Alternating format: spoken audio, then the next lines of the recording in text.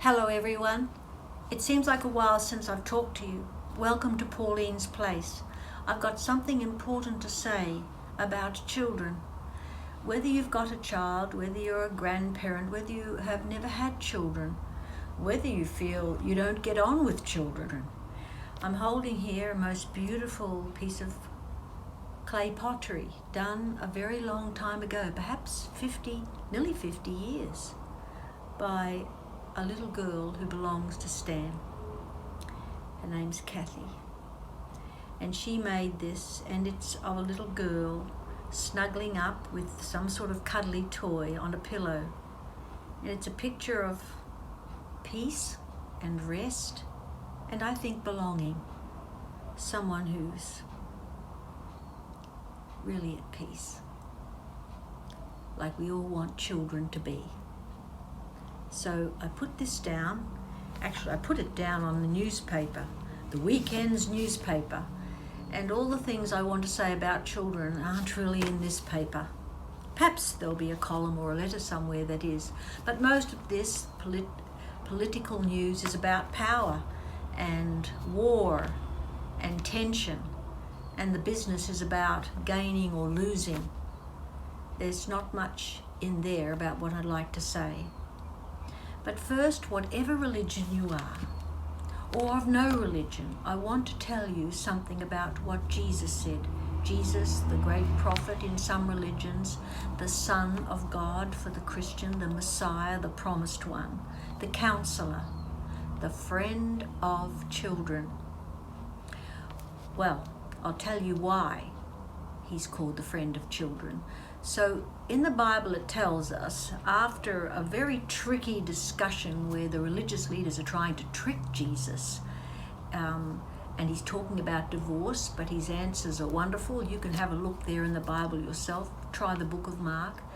But then it tells us that the mothers came to Jesus with their children. They wanted him to place his hands on their children. And the disciples scolded them. And Jesus was angry when he noticed this. And he said, "Let the children come to me. Suffer the children to come unto me. Allow them, let them come. For of such is the kingdom of heaven." Unless you become like one of these little ones, you will never enter the kingdom of God. They were all seeking the kingdom of God. What is the kingdom of God? It's the purposes of God being worked out in our midst. That's the kingdom of God. Well, he said that when he was angry. And then he let the children come to him and he blessed them. What a wonderful inspiration that is. Now, I'm not talking about childish. I'm talking to you about childlike. For of such is the kingdom of heaven, the spirit of the child. The spirit of the child that is divine-like, Christ-like. And in the Christian faith, we don't worship Jesus just as the one on the cross whose spirit reigns in our world, but we begin with the divine child. And something of Christ is very powerful in the little child. Now, they have all the things about us that corrupt them. They soon learn our ways, but we need to learn from them. The spirit of the child. And I want to do a whole series on this with you, because somehow to be open to that message, that very important parable that Jesus gave the disciples and the whole world for all of time, affects the chain of events in our world. It affects our relationships, our ability to say sorry, our ability to forgive, our ability to be merciful, and the hardest, our ability to forget when we've been really hurt. Well, to finish today, I want you to look at this little footage that I got of a friend of mine. Her parents are very fine with it. This is Sophia, and it's just a little bit about her spirit, the spirit of the small child. And I'll say more about that tomorrow. My love I send to you.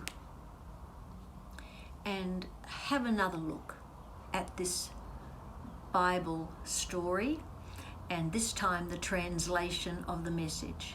It's pretty tough, but every adult, no matter who we are, needs to hear this message, the spirit of the child.